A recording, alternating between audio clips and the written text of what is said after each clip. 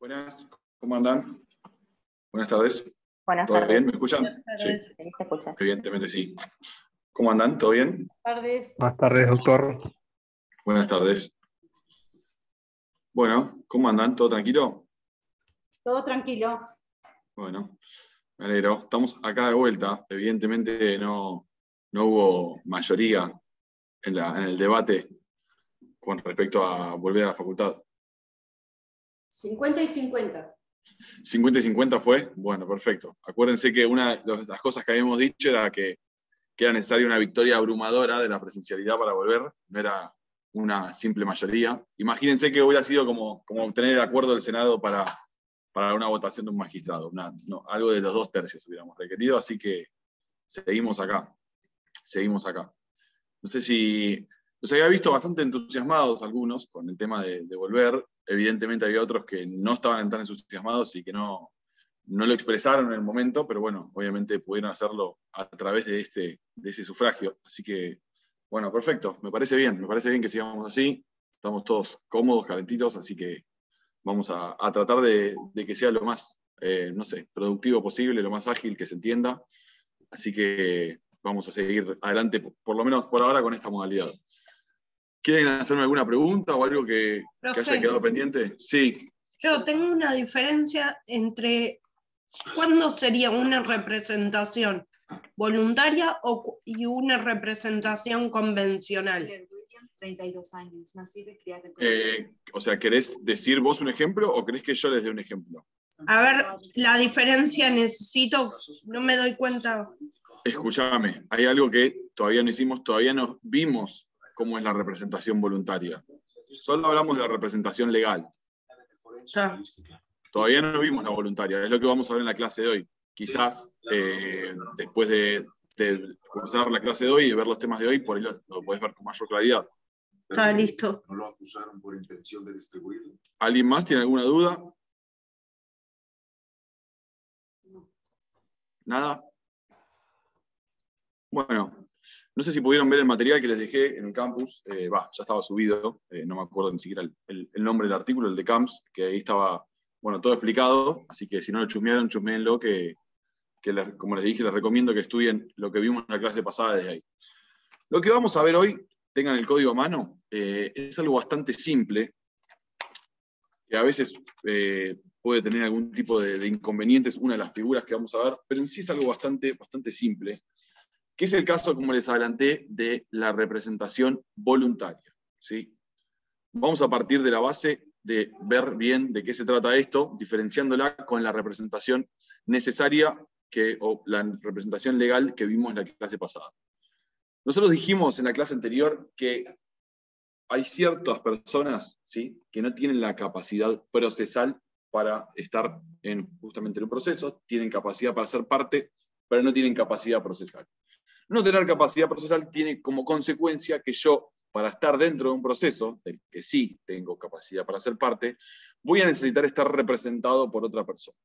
Y esa persona no es alguien que yo pueda llegar a elegir al azar, o que yo pueda tener algún tipo de voluntad en decir quién vaya a elegir para representarme, sino que es un representante justamente legal, y por eso justamente esta representación se llama representación legal. Vimos distintos casos, ustedes se acordarán, una con respecto a la edad, otra con respecto a algún tipo de declaración de incapacidad, como puede ser una afección por salud mental, y hablamos también de los casos en que quieren actuar las personas jurídicas o las asociaciones o distintos entes de existencia ideal que debían estar representados por un representante legal para poder actuar. Hasta ahí queda claro. La ley nos dice que esos tipos de sujetos, para estar en un proceso, deben estar representados por su representante legal. No pueden actuar por sí solos en el proceso. Hasta ahí bien. Ahora vamos a ver el caso de la representación voluntaria. Que el caso de la representación voluntaria, distinto a lo que vimos antes, que surge de la ley, es una representación en la que yo, como parte, como sujeto que estoy actuando en el proceso, que tengo la capacidad para ser parte y que tengo la capacidad procesal, elijo que otro individuo me represente en el proceso, ¿sí? Puede ser por una elección de comodidad, puede ser por una estrategia, puede ser por distintos motivos. Yo no tengo que expresar por qué, no tengo que cuando llego al proceso expresar por qué me voy a hacer representar. Es una facultad que tienen los individuos cuando actúan en el proceso de hacerse representar por alguien. Y ese alguien por quien se van a hacer representar no es cualquier individuo, sino que esa representación la persona la delega en una persona que va a ser una persona letrada, ¿sí? Un abogado, un letrado, y también está, mejor dicho, contemplada la representación en procuradores. El procurador es una función, es un individuo que es una figura, mejor dicho, que ya está un poco dejada de usar, ya no hay procuradores, pero bueno, sería alguien que tiene ciertas aptitudes para representar a alguien en un proceso sin llegar a ser un letrado, ¿sí? De hecho, nosotros vamos a encontrar menciones en algunos apartados del código que se refiere a abogados y procuradores, alguna diferenciación entre los casos en que qué puede hacer un abogado y qué puede hacer un procurador. Pero lo que yo les digo es que esta figura ya ha quedado totalmente en desuso. Hoy en día no hay, por lo menos nunca he visto en la experiencia que tengo yo, procuradores litigando, sino que el litigio lo llevan adelante los abogados. Entonces, ¿en qué consiste esto, esta figura de la representación legal? Bueno, yo me hago representar por un abogado, ¿sí? Ustedes me van a decir, pero esto es algo obvio. Si yo, para estar en un juicio, si no lo sabían hasta ahora, lo van a saber ahora, yo para estar en un juicio sí o sí necesito estar patrocinado por un abogado, ¿sí? No existe la posibilidad de litigar y que una persona que no sea letrada pueda defenderse a sí mismo, ¿sí? Nosotros tenemos la necesidad de tener un patrocinio letrado obligatorio, ¿sí? Y esto es una de las primeras cosas que vamos a leer en el código, que surge del artículo 56, que lo voy a leer ahora, que dice: salvo lo dispuesto en los artículos 104 y 105 de la ley 51/77, respecto de los procuradores, los jueces no proveerán ningún escrito de demanda, excepciones y sus contestaciones, alegatos, expresiones de agravios, pliegos de posiciones o interrogatorios, ni aquellos en que se promuevan incidentes o se pida nulidad de actuaciones, y en general lo que sustenten o controviertan derechos, ya sean de jurisdicción voluntaria o contenciosa, si no llevan firma del letrado. Entonces, yo quiero que partamos de esta base, ¿sí?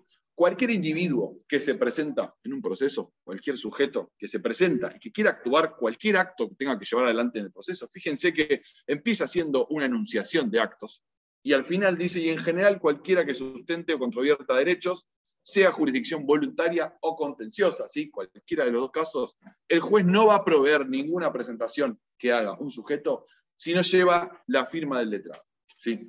Esto es lo que se llama como patrocinio letrado, y que lo que se consagra acá es el patrocinio letrado obligatorio. ¿Qué significa patrocinio letrado? Bueno, que del mismo modo que yo me presento ante la justicia con una petición, puede ser iniciando una acción, por empezar, o sea que estoy respondiendo a una acción iniciada en mi contra, yo debo estar patrocinado por un abogado. ¿Qué significa que estoy patrocinado? No asocien patrocinio con lo que sería un sponsor, sino que yo voy a estar acompañado en esa presentación por el letrado, quien va a proveerme de asesoría jurídica, ¿sí? Se entiende que yo voy a estar acompañado por el letrado, que él me va a poder informar cuáles son mis derechos, cuál es mi estrategia procesal, en fin, todo para lo que el abogado está preparado y para lo que un ciudadano común no estaría preparado en principio, ¿sí? Entonces, esta es la obligatoriedad de estar presentado por un patrocinio. ¿Qué es lo que queda excluido acá, ¿sí?, de la figura del patrocinio, o sea, del patrocinio en letrado obligatorio? Porque acá se habla, hay una enunciación de un montón de actos procesales, se habla de que controviertas derechos. Entonces, ¿cuál sería el caso en que yo pueda presentarme sin patrocinio? Bueno, sería un caso donde yo me presento ante un juez, ¿sí?, presento un escrito sin tener abogado y le manifiesto que no tengo recursos para hacerme valer de un abogado y que quiero que el Estado me lo provea, ¿sí? Es un derecho que yo tengo a la asistencia y existen ciertos mecanismos. No voy a ahondar en este momento en esos mecanismos porque hay una unidad referida a eso, creo que es la última unidad del programa, que es la defensa de los carentes de recursos, ¿sí? Ahí vamos a ver que hay distintas figuras. Una de ustedes ya la habrán visto en la primera parte, que es la asesoría a través, de la Defensoría de Pobres e Incapaces, o una Defensoría de Pobres y Ausentes, perdón. Una de las posibilidades que yo tendría es que un defensor oficial pueda patrocinarme a mí en un proceso. Entonces ahí encontraríamos un caso donde un juez sí proveería una presentación de un individuo que no se presenta con un patrocinio, porque justamente está manifestando que no puede acudir a proveerse de un patrocinio y que le está pidiendo al Estado que se lo provea. Hecha esta salvedad, cada vez que yo me presente en un proceso, voy a necesitar estar patrocinado entonces por un letrado. ¿Qué significa eso? Que todos los actos que yo lleve adelante en el proceso, desde que inicio la demanda, o quizás antes, desde que yo me presente en la mediación, desde que yo presente una diligencia preliminar, desde que yo inicie la demanda, desde que conteste la reconvención, absolutamente todos los actos, asistir a las audiencias, todo lo que yo quiera hacer en el proceso, voy a tener que hacerlo acompañado de un abogado. Eso significa que cada escrito que yo tenga que presentar va a tener que llevar mi firma, porque soy la parte interesada, ahora vamos a ver esto un poco, y también la firma del abogado, para dar fe de que está patrocinando ese acto a la persona. Interrúmpame si no me entienden o algo, estoy yendo creo un poco rápido, pero cualquier cosa me interrumpen y me preguntan. Doctor, ¿yo lo puedo interrumpir? Sí, ¿En obvio. todos los procesos es así? ¿Cómo, perdón? En todos los procesos se actúa En de todos esa los manera. procesos, sí. Fíjate ¿En que un dice proceso jurisdicción. laboral también? También, por supuesto. Ojo que la ley laboral tiene una ley especial, pero es lo mismo, ¿sí? Yo voy a necesitar estar patrocinado por un abogado, ¿sí? Doctor, profe, Sí. digo, una consulta. En el caso de que sea un abogado el que inicia el proceso, o sea, Bien. no el que defiende, que sea el mismo. No. La parte es abogada. Claro, bueno, la se parte puede, es abogada. ahí sí está permitido patrocinarse a uno mismo, ¿sí? Ajá, listo, Te gracias. dice que el abogado está actuando por derecho propio. Si Claro. se presenta el abogado, actúa por derecho propio. Listo. Es muy común que suceda, por ejemplo, luego de un juicio, que me regula honorarios, por ejemplo, a mí como letrado, yo asistí a alguien, gano el juicio, o lo pierdo, lo que sea, me regulan honorarios y quiero perseguir el cobro de esos honorarios. Hay una de las ejecuciones permitidas, que es la ejecución de la sentencia de honorarios, ¿sí? Lo van a ver cuando vean clasificación de los procesos, puedo iniciar la ejecución de honorarios. En este caso, el beneficiario del trabajo soy yo, ¿sí? Me regulan honorarios a mí. Yo quiero ejecutarlos contra el condenado en costas en ese proceso. Por lo tanto, me voy a presentar yo, por mi propio derecho, haciendo valer justamente mi crédito de honorarios que se me regularon en el proceso. ¿Alguna otra duda? Profe, el abogado, ¿cómo puede intervenir en un proceso como Patrocinante, sería este caso. ¿Sí? patrocinante? El abogado siempre patrocina, ¿sí? Siempre patrocina, siempre acompaña, siempre va a estar teniendo que darle la asistencia letrada a la persona, ¿sí? La persona puede llegar y decirte, yo a este lo quiero demandar, quiero ir hasta las últimas consecuencias, quiero recuperar mi casa, quiero lo que sea. Y vos como abogado vas a tener la responsabilidad de decirle, bueno, mira, la ley en esto te ampara, la ley en esto no. Yo tengo la experiencia que hubo muchos casos en que hemos arreglado estos procesos, en que hemos llegado a una sentencia, o por el contrario, yo veo difícil que podamos ganar este proceso, quizás armaría la estrategia por otro lado. Ese es el trabajo que tiene el abogado, ¿sí? Asistirlo jurídicamente y, bueno, y generalmente ejecutar todos esos actos. Los escritos los escribe el abogado, ¿se entiende? Lo va llevando adelante él, la asistencia letrada de la persona. O sea que el abogado puede intervenir en un proceso de tres formas, como abogado o representante, patrocinante o gestor. Esas son otras cosas. O sea, siempre va a estar patrocinando a la persona, ¿sí? Ahora vamos a ver qué es esto de ser representante, de ser un gestor. Ahora vamos a ver de qué se trata. Pero que quede bien en claro primero que no hay forma de actuar en un proceso sin estar asistido por un letrado. Ana María.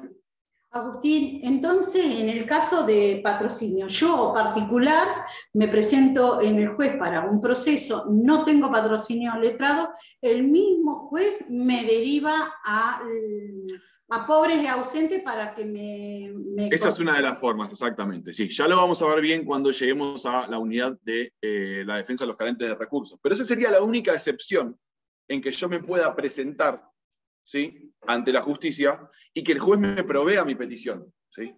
Listo. Cualquier otro caso, si yo presento la demanda, por ejemplo, yo no soy letrado, ¿sí? Agustín Iriarte no es letrado, no se recibió, no está matriculado, lo que sea. No está habilitado para trabajar como abogado. Yo hago una demanda, todo perfecta, cumplo con todos los requisitos del 330, la presento, pago la tasa de justicia, todo. Llevo ante el juez cuando vea ese escrito y vea que no está acompañado por la firma del abogado, me va a decir que previo a proveer mi demanda tenga que cumplir con el artículo 56. ¿Sí? Tiene vedado el juez proveer cualquier presentación si no lleva la firma de un letrado, ¿sí? Gracias. Fíjense que lo dice, los jueces no proveerán ningún escrito si no llevan firma de letrado. Corta. ¿Sí? No hay mucha más vuelta que darle. Entonces, queda súper afianzada el patrocinio letrado obligatorio. O sea, serían dos excepciones. Sería, los carentes de recursos y los que actúan en representación misma por ser letrados. El que actúa por su propio derecho, el escrito sí lleva firma de un letrado, que justamente también es la parte. ¿Sí?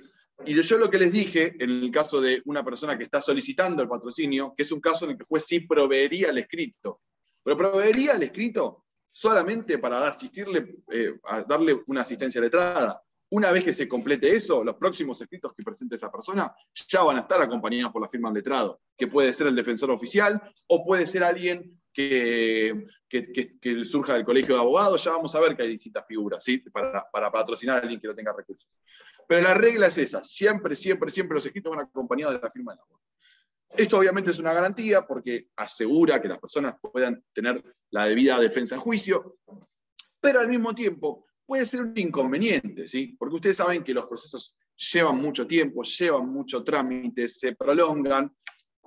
Imagínense lo que sería que cada vez que yo como abogado tengo que hacer una presentación en el juicio para agregar prueba, un montón de cosas que tengo que hacer, tengo que llamar al cliente para que me firme cada uno de los escritos. Puede ser engorroso. E imagínense, aún, si yo soy una persona que tiene mucho litigio, ¿sí? No estoy hablando yo como abogado, yo soy un individuo, un sujeto que tengo mucho litigio, sea porque tengo conflictos laborales, sea porque soy un banco, sea porque soy una empresa que otorga créditos. Imagínense a alguien que tiene alta litigiosidad. Bueno, imagínense en ese caso lo que significaría que cada vez que tiene que hacer una presentación en cada uno de esos procesos, tenga que ir al estudio del abogado, el representante legal, a insertarle su firma a esos escritos. Sería algo totalmente engorroso, algo que complique la actuación. Entonces, ¿y no se puede, profe, ahí no se puede hacer firmar un poder o algo? Bueno, exactamente lo que les vengo a decir. Una opción que yo tengo es darle un poder a ese abogado para que me represente, ¿sí? Y esto es lo que se llama la representación voluntaria, ¿sí? Yo, como parte, le otorgo firmo o celebro un contrato de mandato, tal cual está regulado en el Código Civil y Comercial de la Nación, le doy un mandato a esa persona, que va a ser un letrado. Obviamente no se puede darle esa representación a alguien que no sea letrado, está exclusivamente reservado para los letrados. Yo voluntariamente elijo que esa persona me represente en el proceso, y a partir de ese momento que yo le dé este poder, que ahora vamos a ver de qué formas es que se otorga, qué características tiene, a partir de ese momento yo me aseguro que todas las presentaciones que hagan el proceso las va a hacer el abogado sin mi firma, las hace el abogado por mí. ¿Se entiende? ¿Queda claro esto? ¿Alguien no lo entendió? ¿Y esa representación puede ser total o parcial? Se puede hacer en forma parcial, se puede hacer en forma total, pero la pregunta más importante es el alcance que tenga ese poder que yo le doy. Por supuesto que puede estar acotado o extenso a un montón de actos. Muchas veces, por ejemplo, yo le puedo dar poder a un abogado para que firme escritos de demanda, escritos de contestación, para que asista a audiencias, todo, pero puede ser que en el poder yo no le incluya que pueda cobrar lo que yo cobre en la demanda, en la sentencia a mi favor, ¿sí? Yo le quito ese poder, no se lo doy, ¿sí? Entonces es muy importante, cuando uno está del lado de la justicia y analiza a un abogado que actúa con poder, leer exactamente qué facultades tienen ese poder, qué facultades le dio a la persona para que lo represente.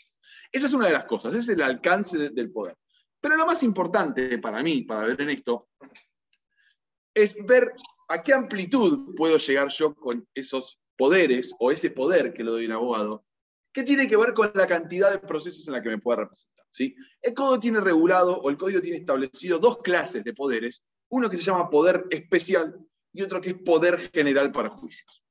¿Para qué está configurado cada uno de estos casos? Bueno, si yo le doy un poder especial a un abogado, significa que le estoy dando poder para que me represente en un juicio determinado, ¿sí? Imagínense, yo, ciudadano común, no letrado, recibo una demanda donde tengo un problema con un vecino, por una pared, por ejemplo, y yo digo, no tengo ganas de estar yendo a lo del abogado todo el día a firmarle escritos, ir a audiencia, verle la cara al otro, no tengo ganas. Así que le voy a dar un poder a un abogado para que me represente y yo me olvido, y si pierdo después vemos, y ahora, chao, no quiero saber más nada. Firmo un poder, voy a la escribanía, le doy un poder a ese abogado para que me represente, le doy un mandato amplio, que cobre él, que haga lo que quiera, no me interesa, y le voy a dar un poder especial. ¿Qué significa ese poder especial? Que ese poder solo le va a servir a ese abogado para representarme a mí en ese proceso en particular. Le voy a dar, se va a detallar en ese poder y va a decir que yo, la persona, o sea, yo ciudadano, el demandado, le doy poder al letrado determinado para que me represente en ese proceso en particular. Esto se llama poder especial. ¿Sí? Distinto sea el caso, imagínense que yo soy una persona que tiene un alto nivel de litigiosidad y que no tengo ganas, insisto, de estar todo el tiempo yendo a los estudios y estando al tanto de todos los procesos, y quiero darle un poder a un abogado para que me represente en todos los juicios que yo tenga. ¿Sí? Por ejemplo, caso típico, compañías de seguro. Imagínense la cantidad de demandas que reciben las compañías de seguro, en realidad demandas de los que son citados y las demandas que reciben ellos como demandados. Imagínense si tuvieran que estar yendo el representante legal de la compañía en cada ciudad al abogado a firmar. ¿Qué es lo que se hace en estos casos? Se le da un poder amplio, un poder general para juicio. ¿Sí? En este caso, la persona que otorga el poder al abogado, que le da el mandato al abogado, va a aclarar que le está dando un poder amplio, con facultades amplias, para que lo represente en todos los procesos en los que esa persona se tenga que presentar. ¿Sí? Entonces, dividiendo, tenemos dos clases de poderes. Poder especial, que está determinado para algún proceso en particular, y un poder general para juicios, que es un poder amplio que serviría para que represente a esa persona en cualquier proceso que tenga, ya sea como actor o como demandado. ¿Cómo vienen hasta ahí? Sí, Cecilia. Una consulta. Doctor, un abogado cuando lo está representando, ¿se puede confundir en una redacción y puede rectificar después o no? Por ejemplo, en un telegrama, ¿se puede confundir un abogado y puede... Es porque es un caso especial de una persona que conocemos que es laboral y el abogado se confundió y rectificó todo. ¿Se puede...? A ver, el error es parte de la vida, ¿sí? A veces nos equivocamos y podemos subsanarlo y hay otras veces que no. Habría que ver qué se equivocó y cuál es el caso particular. Igual pensá que enviar... Por ejemplo, que la persona en vez de trabajar 5 años, trabajó 5 meses. No, pero no coincidía, claro, no coincidía. Justo lo que está diciendo usted, no coincidía que si pasó Navidad... El tema es que es así. Primero, el telegrama laboral no es judicial, es anterior al proceso, ¿sí? No es algo judicial, ¿sí? Por lo tanto, si yo quiero hacer valer eso en un proceso, lo voy a tener que probar, ¿sí? Quizás si yo mando ese telegrama y la empresa no lo contestó o no lo desconoció, bueno, puedo generar una presunción a mi favor, pero de alguna forma voy a tener que probar. Segundo y muy importante, y cualquiera que haya firmado un telegrama alguna vez o algún tipo de carta o documento laboral, lo tiene que saber. Cuando yo mando una carta o documento, ¿la firma el abogado o la firma la parte? La parte. Claro, ahí hasta el abogado te la redacta, te la imprime, te dice que la vas a buscar al estudio y al correo tenés que ir vos, la tenés que mandar vos. ¿Sí? Pero en el telegrama se puede poner los datos del abogado, ¿no? Para que conteste. Sí, pero para un dato de contacto. Pero quien remite es la parte. ¿Sí? Ajá. Entonces, sí, con más razón, la parte puede confundirse, ¿o no? Sí, obvio que te puede confundir. El abogado que va a litigar con el abogado, con el doctor Lascano, ¿no? Los dos representan a alguien. La persona que mandó el telegrama se confundió. Sí. En realidad el abogado se confundió cuando se lo redactó. Sí, y la persona no lo leyó, lo firmó y lo metió. Lo metió. ¿Qué pasa? ¿Usted va a aprovechar esa oportunidad? O sí, cuando está rectificado, pero si se rectificó... No, lo rectifico y digo que fue un error y después eso mucha validez no tiene porque después lo voy a tener que hacer valer en el proceso. ¿Sí? Bien. No hay mucha vuelta que darle. Así que decirle a tu amiga que se quede tranquila. No, porque es la vida diaria. Y que lea lo que firma también, decirle. Sí, ahora, eso es mucho más importante. Sí. Bien. Yo tengo una pregunta. Mario, te escucho. La representación amplia, por ejemplo, una empresa, ¿no? Puede Sí. ser en varios abogados, ¿no? O sea, Sí, por supuesto. Al bufete De tal hecho, o a tal y tal abogado. De hecho, sí, está muy buena la pregunta. De hecho, lo que sucede es que por ahí un banco, por ejemplo, los bancos más grandes, tienen varios abogados que los representan y después ellos van eligiendo a quién le van pasando cada uno de los juicios, ¿sí? Muchas veces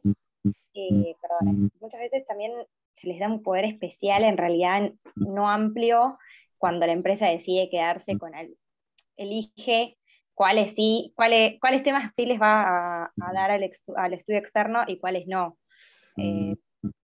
O sea, hay litigios que son tipo más mecánicos, ¿entendés?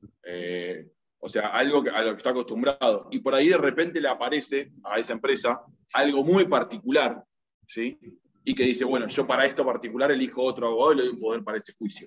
Sin perjuicio de que yo tenga un poder general en para que conteste las demandas. Por ejemplo, no sé, imagínense un hospital que tiene un abogado que tiene poder para que lo representen todas las malas praxis. Perfecto. Lo hace el estudio, se le paga un abono, cada vez que tiene un juicio de mala praxis, va a ese abogado que tiene el abono. Pero de repente el día de mañana les aparece otro problema, no sé, sigo con los temas de los derechos reales, pero a ese hospital tiene un problema porque se le inundó 2 pisos y rompió la casa del vecino y tiene problemas de otra índole. Dice, no, para este caso prefiero un especialista en derechos reales. Así que, más allá de que tenga un poder general para juicios en un estudio para los casos de mala praxis, le da un poder específico a un abogado para que se encargue de las cuestiones que tienen que ver con las inundaciones o el problema que hayan tenido. No sé si se entiende. Profesor, una consulta, ¿puede ser? Sí, obvio. ¿Hay alguna parte del proceso que implique que la parte, o sea, no se pueda presentar el representante legal, sino la persona? O sea, que se pida... No. Que se pida específicamente que vaya la persona y no pueda ir solo el representante legal. Mira, hay actos que son personales, por ejemplo, van a ver que hay una prueba que es la de absolver posiciones, ¿sí? Van a ver que es una prueba personal. Pero yo le puedo dar poder a mi abogado para que absuelva posiciones en mi nombre. Así que en principio yo podría hacerme representar para todo lo que suceda en el proceso.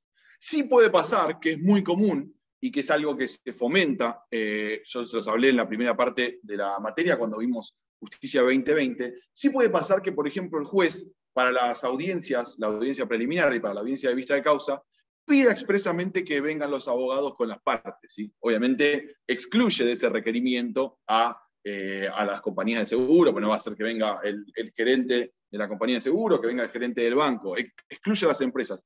Pero cuando son particulares, más allá de que le hayan dado por un abogado y que el abogado tenga facultades para representarlo en la audiencia, puede pedir expresamente el juez que se presente en el acto, ¿sí? De hecho, por ejemplo, en donde yo trabajo, en la Cámara, en la Sala 3, cada vez que llega apelada una sentencia definitiva, aún cuando se haya hecho lugar o no, se llama una audiencia de conciliación. Previo a analizar el recurso de apelación, siempre se llama audiencia de conciliación. Se hace desde que abrió la sala en el año 2009, en todos esos juicios siempre se llama audiencia de conciliación.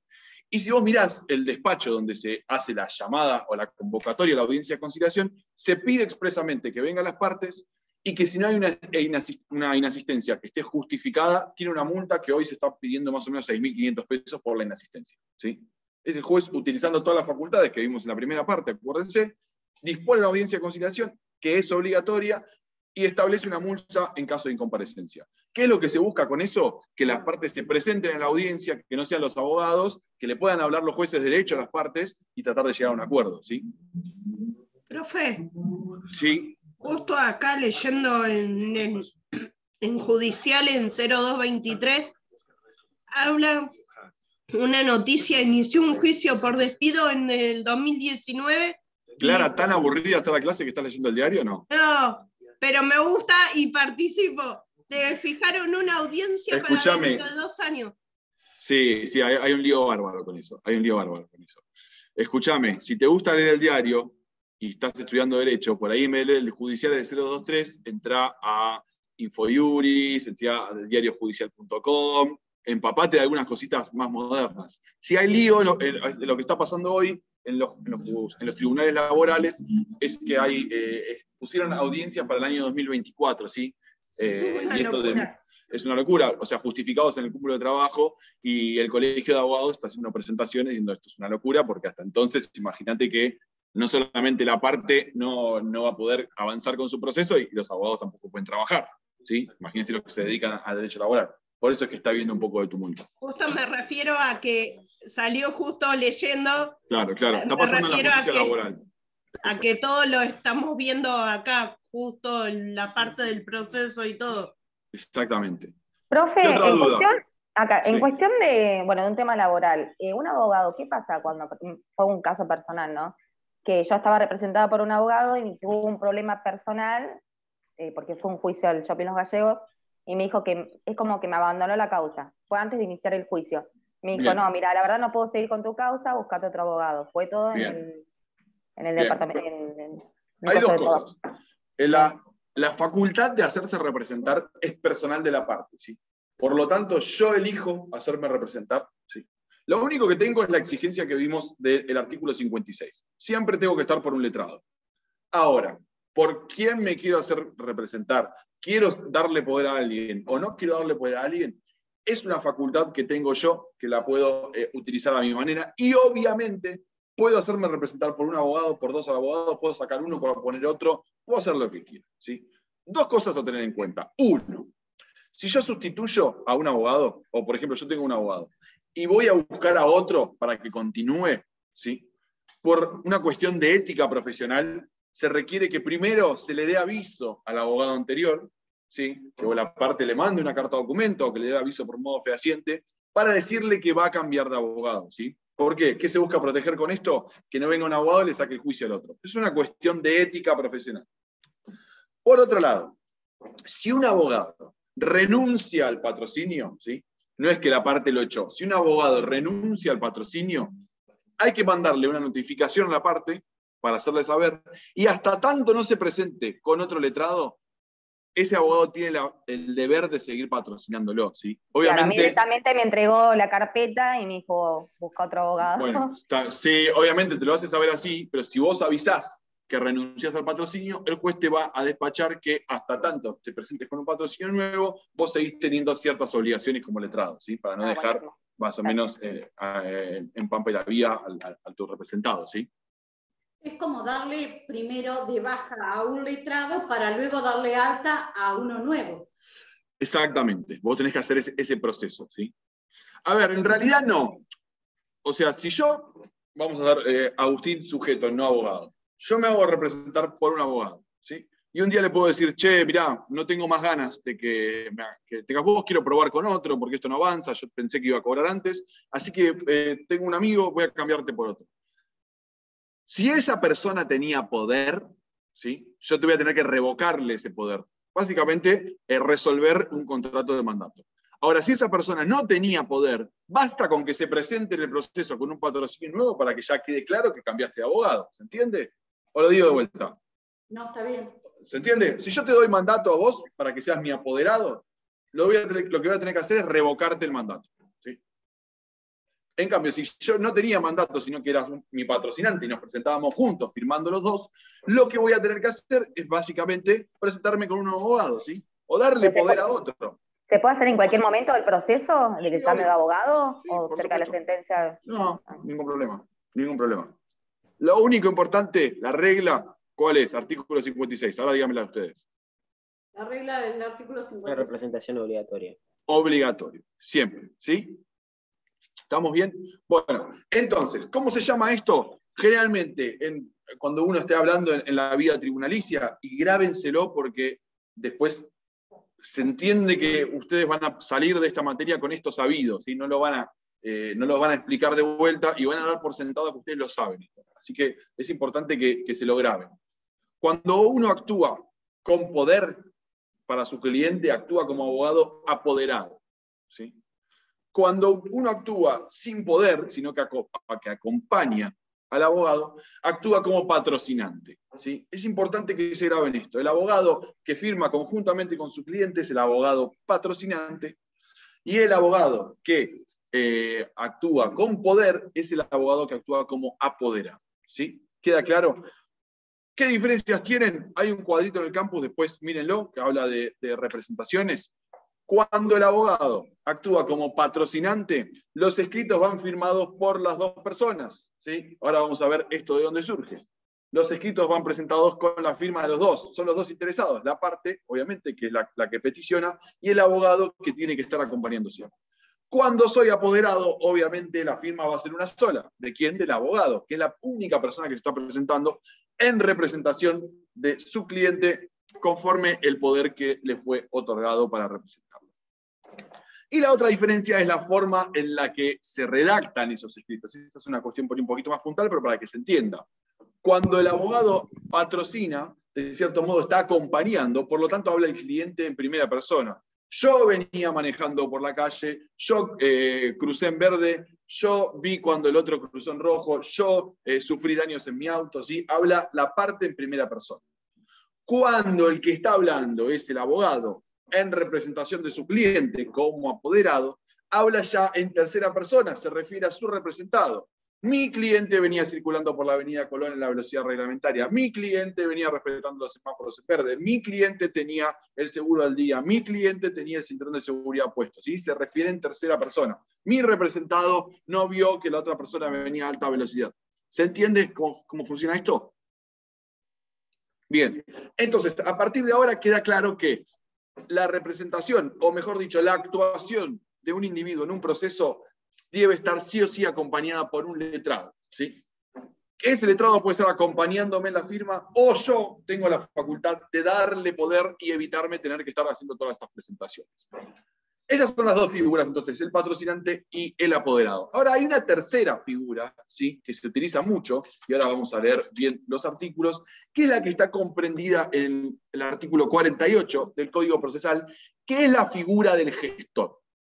La figura del gestor está prevista, aunque después, o muchas veces en la práctica, se hagan usos distintos de esta figura, está prevista para casos de urgencia. Vamos a leer el artículo y después vamos a tratar de entender o tratar de desentrañar qué es lo que prevé y cómo funciona esta figura. Artículo 48. Gestor. En casos urgentes podrá admitirse la comparecencia en juicio sin los instrumentos que acrediten la personalidad.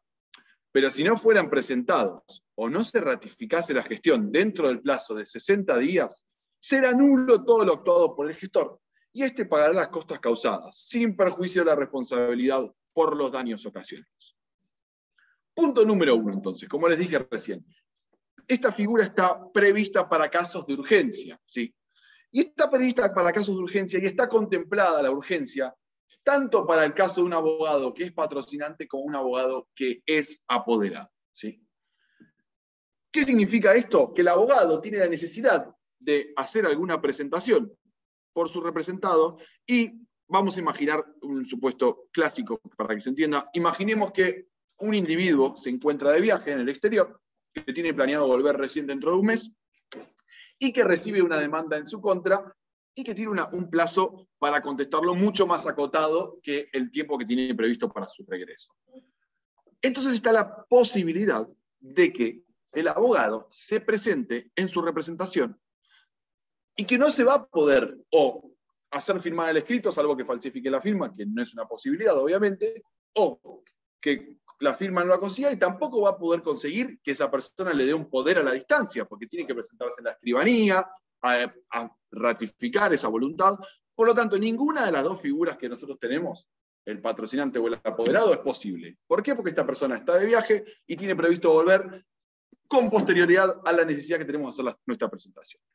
Entonces acá vemos que el abogado, conforme dice el artículo 48, puede utilizar esta figura para presentarse y no tener ni el poder ni la firma de la parte. Se presenta como gestor de esa persona, ¿sí? ¿Qué permite esto? Desde el momento en que yo hago esa invocación, tengo un plazo de 60 días, que son 60 días hábiles, ¿sí? O sea que se estira. Tengo un plazo de 60 días para ratificar lo actuado, ¿sí? ¿Cómo funcionaría esto? Bueno, básicamente, mi cliente, o quien va a ser mi cliente, porque quizás nunca lo había hablado con él, se encuentra de viaje en el exterior. Tiene previsto volver recién en 2 meses, o en 1 mes y medio, 40 días, lo que sea. Y yo tengo que contestar una demanda en 5 días porque se me vence el plazo para contestar. Me presento ante la justicia, invoco esta franquicia para actuar como gestor, Y desde el momento que yo hago esta invocación, tengo 60 días para que la parte ratifique lo que yo actué en su nombre de representación. Pero mientras tanto, incluida esa presentación, y hasta que se cumplan los 60 días, el abogado actúa como si fuese un apoderado. ¿Se entiende? Por lo tanto, ¿qué va a hacer? Desde que el abogado invoca esta gestión en nombre de su representado, desde ese momento actúa como si fuera apoderado. Firma solo los escritos, se refiere como su representado, hace todo como si fuera el apoderado. ¿Sí? Es muy importante esto. Desde el momento que yo invoco la franquicia, tengo 60 días para ratificar lo que actúe. 60 días que son hábiles. Profe, una pregunta. Sí. ¿Son los 60 días más el plazo de gracia también? El plazo de gracia, sí, que son 4 horas. 4 horas. En todos los plazos que tengas, siempre tenés el plazo de 4 horas de gracia, ¿sí? Gracias. Cualquier plazo que vos veas referido. Lo vamos a ver después bien en la bolilla de actos procesales. Entonces, desde el momento que hago la invocación, tengo 60 días para ratificarlo. Mientras tanto, actúo como si fuera un apoderado. ¿Qué solución hay? Una vez que se vence ese plazo, o antes, si quiero ser un poco prudente, yo necesito que la parte a la que yo represento ratifique mi gestión. ¿Sí? ¿De qué forma va a ratificar esa gestión? Hay 2 formas. O bien con una manifestación de esa ratificación, que en este caso va a tener que ser un escrito firmado por los dos, por la parte ratificando y por el abogado patrocinándolo, diciendo, ratifico todo lo actuado por el doctor tal en mi nombre y representación. Opción A. Opción B, presento un poder. ¿Sí? Con eso se entiende que yo tenía los instrumentos para representar a esa persona. Esto no lo estoy inventando yo, lo dice en el código. ¿Sí? Dice, si no fueran presentados los instrumentos, o si no se ratificase la gestión dentro del plazo de 60 días. ¿Sí? O presento los instrumentos, o declaro que quiero ratificar esa gestión. 2 cosas importantes. 1, si vencido ese plazo, yo no ratifico la gestión, el juez puede decretar la nulidad de todo lo actuado desde la invocación. ¿Sí? Es una nulidad que no tiene ninguna forma de sanearse. ¿Sí? Y otra cosa importante, que lo tenemos permitido dentro de la provincia y no dentro de la nación. Yo podría tranquilamente, vencido el plazo de 60 días, o antes de que se venza, ratificar la gestión con un escrito, y después, en otro momento que necesito actuar de vuelta, invocar la franquicia de vuelta, invocar este 48 y actuar por otros 60 días sin la firma de mi cliente de vuelta. ¿Se entiende? La facultad de presentarse como gestor en la provincia de Buenos Aires es ilimitada. Y hago esta salvedad porque el Código Procesal de la Nación dice que las partes pueden utilizar una sola vez la franquicia del 48 dentro del proceso. ¿Alguna duda? Sí, profe, yo. Sí. Perdón, se me trabó la computadora y no me quedó claro cuál sería la diferencia entonces entre apoderado y gestor. O sea que si sos apoderado nunca serías gestor. O sea a ver, sería solamente... El apoderado, vamos a hacer así. El apoderado tiene poder. ¿Sí? Sí. Ahora vamos a ver cómo es que lo demuestra ante el juez. El apoderado tiene poder. El gestor o no tiene poder, o ese poder no está disponible para poder mostrárselo al juez. ¿Sí? No lo tiene encima, lo perdió, o está de viaje con la parte porque el muy boludo se lo llevó, lo que sea. Pero no lo tiene consigo. ¿Sí? Entonces, el gestor no es apoderado y pide que por una razón de urgencia pueda actuar igual, sin la firma. Entonces la ley le otorga este plazo de 60 días para actuar como si fuera un apoderado, hasta tanto se cumpla ese plazo y pueda ratificar. ¿Sí? Claro, entonces sería que el gestor es aquel abogado que solo es patrocinante y no apoderado y actúa como apoderado por un tiempo indeterminado, por un plazo de 60 días. No necesariamente. Puede que sea apoderado y no pueda demostrar. O sea, imagínate que vos me das un poder a mí, yo abogado tuyo, para que te represente. Claro, sí, entiendo. Pero no encontramos ese poder, ¿sí? O te lo llevaste, o está afuera, o lo que sea. No lo tenemos disponible en ese momento. Bueno, y vos estás de viaje. Bueno, hasta que lo encontremos, me presento con la franquicia del 48, ¿sí? Antes del vencido ese plazo, o vos volvés de viaje, o encontramos el poder, ¿sí? Si encuentro el poder, me presento yo solo ante el juez y le digo, viste, mirá, era apoderado, acá está, y queda ratificado. Opción B, el poder nunca aparece, bueno, vas a tener que vos presentar un escrito acompañado con mi firma diciéndole al juez, ratifico todo lo que hizo Agustín en mi nombre y representación. ¿Sí? Sí, profe. ¿Qué otra duda? ¿Te hago una consulta? Sí. El poder que cita al abogado apoderado y el poder de mandato amplio o especial, ¿es el mismo? ¿Sabés que se te trabó un toque y no te entendí la pregunta? ¿Puedes decirla de vuelta, por favor? Si el poder que se usa para darle al abogado apoderado y el poder amplio o especial es el mismo, o sea, ¿es el mismo poder? La forma es igual, ¿sí? Es un poder que se otorga ante un escribano y el escribano en el mismo papel del poder va a darle el alcance, o general para todos los juicios, o especial. Pero la diferencia que está prevista en el artículo 47, ¿sí? Fíjense, vamos a leerlo. Los procuradores o apoderados acreditarán su personalidad desde la primera gestión que hagan en nombre de sus poderdantes, con la pertinente escritura de poder.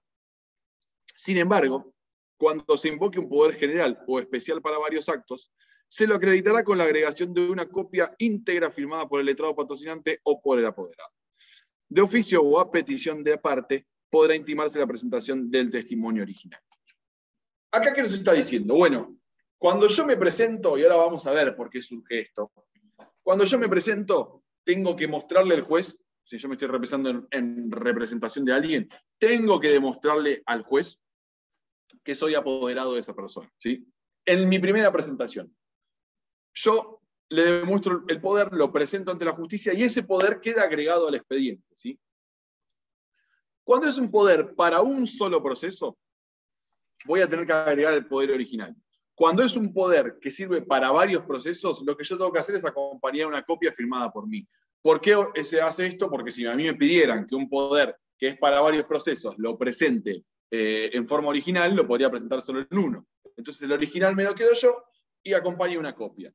Y si en algún momento el juez tiene alguna duda o algo, puede pedirme a mí que yo lo observe, lo presente, pero obviamente el original me lo quedo yo porque sirve para varios juicios. En cambio, cuando es un poder para un solo proceso, yo agrego el poder original al expediente, ¿sí? Una cosa muy importante que está prevista en el artículo 46 es la justificación de la personería, ¿sí? Esto es un tema importante porque yo voy a tener que demostrarle al juez, y esto se hace siempre en la primera presentación, cómo es que estoy actuando, ¿sí? Y muchas veces va a suceder que yo no esté actuando por mi derecho propio, ¿sí? Un caso que yo actúe por mi derecho propio sería el caso en que yo como abogado me presento por un proceso para mí mismo, ¿sí? Ahí no voy a tener que justificar la personería porque queda claro que yo, como letrado, actúo en mi nombre y representación.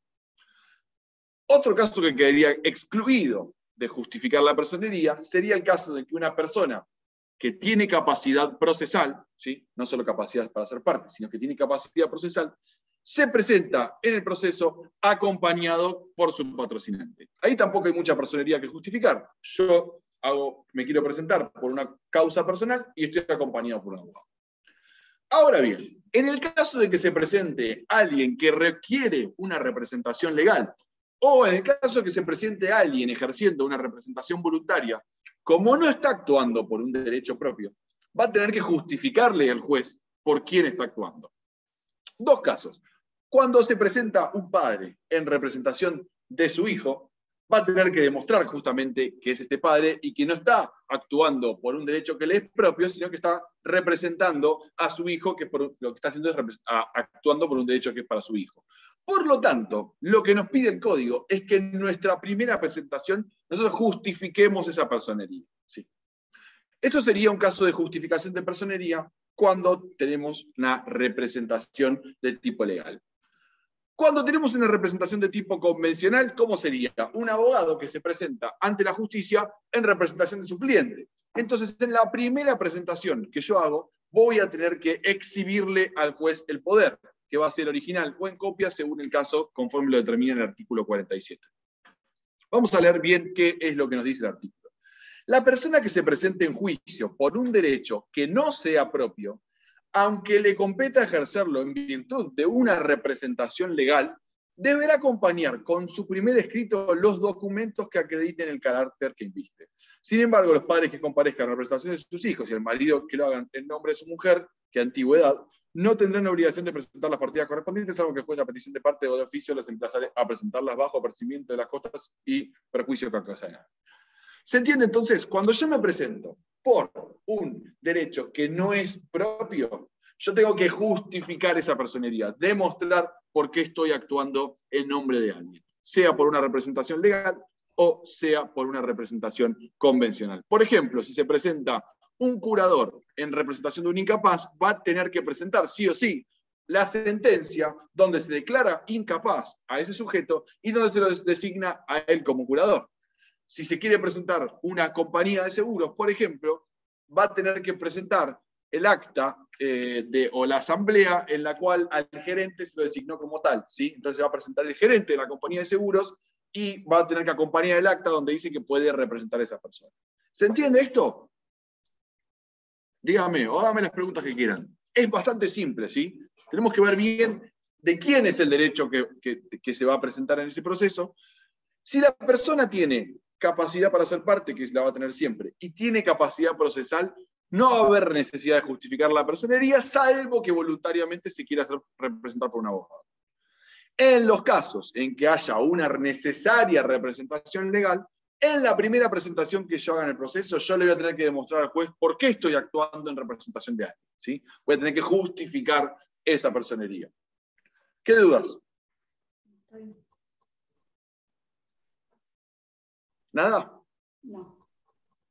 Bien. Última cosa, importante. Todas estas cuestiones, si se ventilan en el proceso, son las que generalmente llamamos cuestiones referentes a la personería, ¿sí? No tienen que ver con la legitimación, ¿sí? Acá no estamos hablando del derecho sustancial, sino que estamos hablando de cuestiones que hacen a la personería. Si yo actúo por mi derecho propio, si yo tengo que estar actuando con un representante legal, si yo tengo que asistirme con un abogado que muestre el poder, etc. Hacen a la personería. ¿Qué significa esto? Lo van a ver bien después cuando vean excepciones y en general cuando estudien algunas cuestiones relacionadas con la defensa, que todas estas cuestiones son subsanables, ¿sí? Si yo me presento una demanda y no tengo la representación suficiente, por ejemplo, un chico que tiene 7 años se presenta sin la firma de su padre, madre o tutor, y con la firma del abogado, ¿sí? Pero sin la firma de su padre, un chico de 7 años, nosotros vamos a advertir que esa persona no tiene capacidad procesal para estar en el proceso, ¿no? Eso estamos todos de acuerdo, ya lo vimos en la clase pasada. ¿Qué hace el juez? ¿Rechaza la demanda? No, lo intima para que previo a proveer la demanda se presente con la representación suficiente. ¿Sí? Es importante saber esto porque todo esto es subsanable generalmente, ¿sí? No va a ser que yo pueda perder un litigio porque no esté actuando como corresponde. Distintos son las cuestiones que hacen a la legitimación, ¿sí? Si yo me presento y quiero demandar a una persona por un accidente de auto, pero no demando al que me chocó, sino a su vecino que no tiene auto, esa demanda no la voy a ganar nunca, porque no es la persona la que tiene que ir dirigida a la demanda, sino es el legitimado pasivo. Por lo tanto, esas cuestiones que hacen a las personas, pero no a la personería, sí pueden hacer determinar la suerte del proceso y no son subsanables. ¿Se entiende bien esa diferencia? Importante saber cuál es la diferencia entre la personería y la legitimación, para que ustedes lo vean ahora desde el punto de vista de sujetos, y después lo van a tener que tener bien en cuenta cuando estudien las excepciones como defensas posibles, que hay una excepción de falta de personería y hay otra excepción de falta de legitimación. Son dos cuestiones distintas. Y ahora viene la parte más pesada. En el campus, en la bolilla de sujetos, hay un artículo referido a las cuestiones de personería, las cuestiones de legitimación, cómo se entablan esas defensas.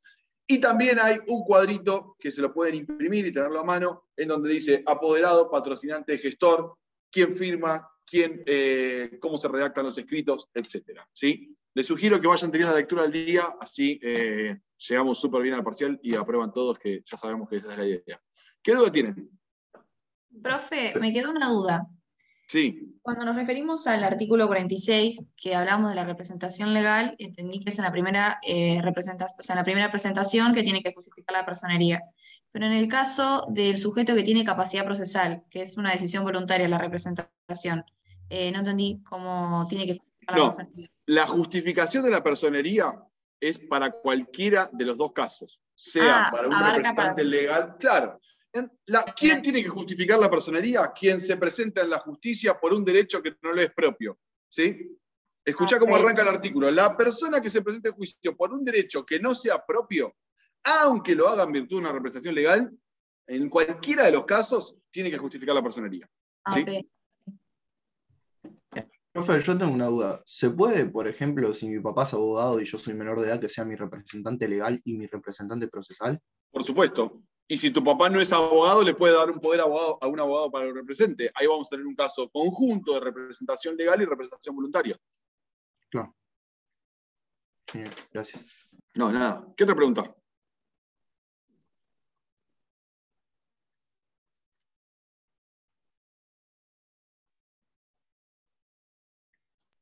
Consulta. ¿Nada más? Sí. Cuando voy en representación propia y cuando la parte tiene capacidad para ser parte y además capacidad procesal. A ver, justo también se trabó de vuelta. Repetime la pregunta, por favor. Que las excepciones al artículo 46 sería cuando voy en representación propia y cuando la parte tiene capacidad para ser parte y capacidad procesal. Y se presenta obviamente con el abogado, exactamente, sí. En ese caso no hay ninguna personería que justificar. Muy bien, muy bien. ¿Alguna otra duda? ¿Les queda alguna cursada después, a las 8 o no? No. ¿No? ¿Fin de semana? No, derecho. ¿Full? Bien todavía. Bueno, no, excelente. Estudié teoría general del derecho. Estudiaré Bueno, escuchen una cosa. Tengan un buen fin de semana y nos vemos en la próxima clase. Cualquier duda, que no me están llegando muchas dudas, lo cual no sé si es bueno o malo, me la hacen en el campus, sí, o por mail. ¿Sí? Buen fin de semana. Adiós. Gracias, igualmente. Adiós. Gracias, profe. Doctor. Fin de semana.